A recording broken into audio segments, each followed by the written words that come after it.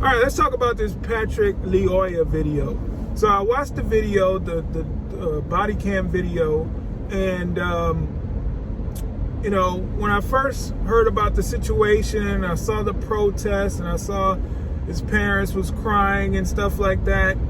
I kind of figured, well, maybe this is a situation where something really, really bad happened, and this was an innocent guy who wasn't doing anything wrong, and he got shot in the back of the head by some rogue cop, maybe some racist cop that didn't like black people.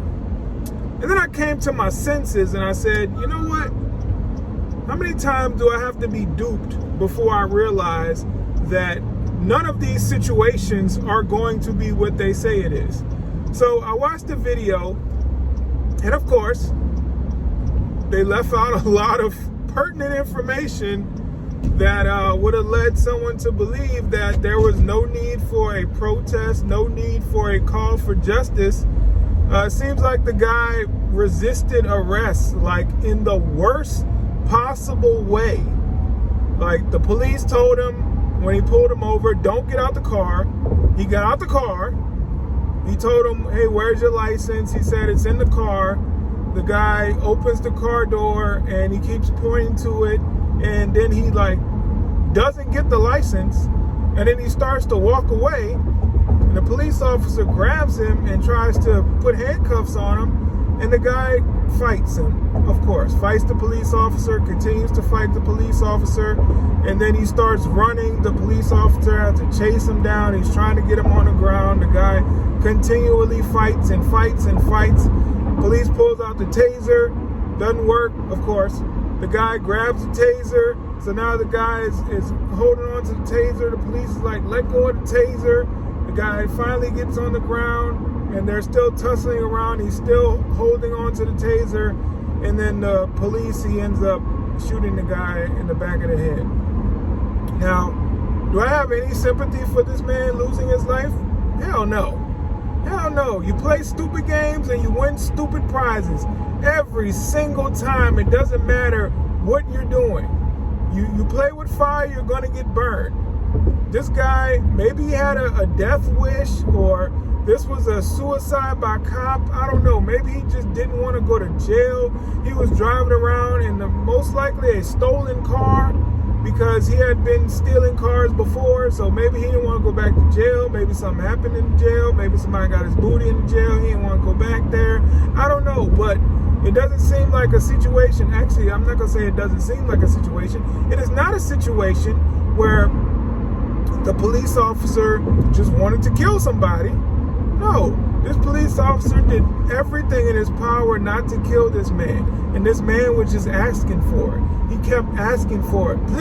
Please hurt me. Please shoot me. Please do something to me. Please, I want them to have a protest in my honor. I don't know what it was, but it was not what they say it is. I've been seeing all these protests, and they're talking about justice, justice, justice. Guess what? They just released this body cam footage today, okay? So for maybe a week or two, we've been having protests for this man, and none of the people protesting, besides the parents, have seen the body cam footage. None of them know what actually happened. They don't know if this guy could have pointed a gun at a toddler or tried to rape somebody. Like, they don't know any of that information. All they know is a black man was shot by a white police officer. So whenever a black man is shot by a white police officer, the police officer is always wrong. And that's not how it works. Do you really think police officers are out there looking for somebody to kill? No. Whenever a police officer has to pull the trigger, they're shaken up. Of course, they have a lot of training, but nobody wants to kill anybody except killers. And police officers aren't killers. They're there to do a job just like anybody else who has a job. And they're not there to do their job incorrectly. They're not there for something bad to happen. Every police officer that goes into work is just hoping to make it home without any major incidents happening. But sometimes these things happen where a police officer has to shoot somebody. And it's very, very unfortunate. But I would say the majority of the time, the person is asking for it, okay? The person is asking for it. This guy, Patrick Lyoya, he was asking for it. Point blank, period. He was asking for something bad to happen to him. All he had to do was put his hands behind his back, let the police officer put the handcuffs on him. But no, he couldn't do that. That's too simple. That sounds like just the right thing to do. And for some reason, people can't do the right thing, unfortunately. And it makes police officers' jobs that much more dangerous and that much more difficult. If we had more people that just understood, hey, comply, have your day in court, with the criminal justice system the way it is today, you'll probably get out if you're in a Democrat-run city. So just have your day in court. You'll be out. It won't be a problem. You're black, so they're gonna have pity for you. They're gonna make sure that you get out on the streets so you can commit crimes again. It's okay. So don't resist. Don't resist. It just amazes me how all these black leaders, they're out there protesting, they're out there talking about police brutality and police are doing this, police are doing that. But what about the criminals? What about the suspects? What about the people who are causing most of this stuff to happen? All they have to do is comply.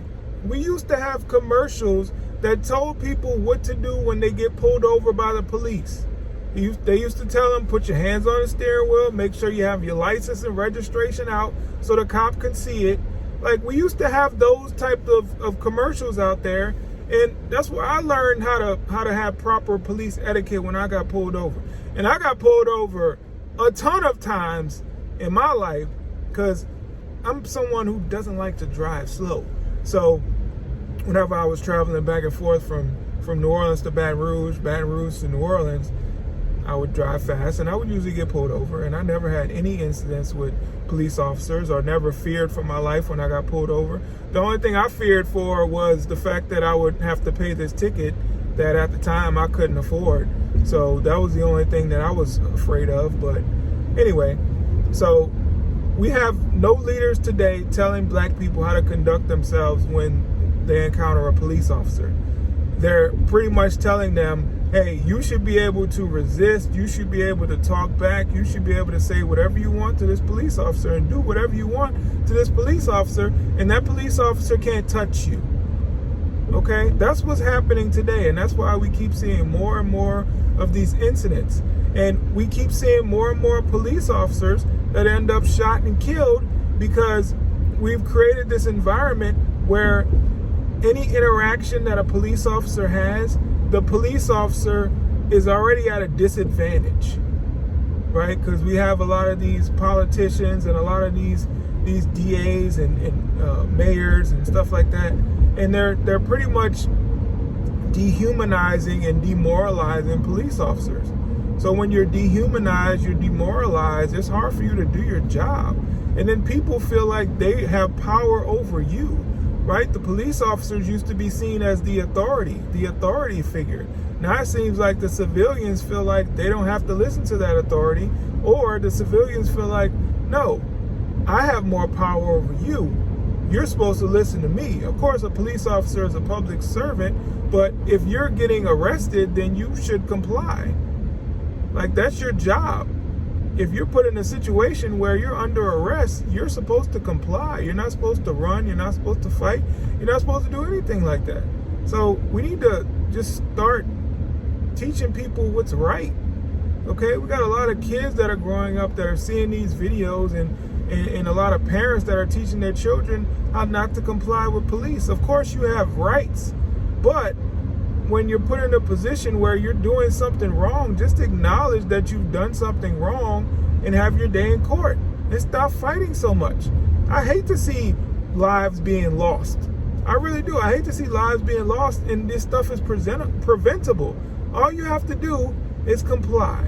If a police officer is trying to place you under arrest, even if you think it's wrong, just comply, because the police officer is not going to just all of a sudden let you go. No. If they suspect you've done something, they have to arrest you. Now, once you get to the jailhouse or you get in front of a judge, then you plead your case and let them know what happened. Let them know how horrible you think the officer was. Let them know how you think they may be racist or whatever you want to say. But just please get to court. Make it to the courthouse.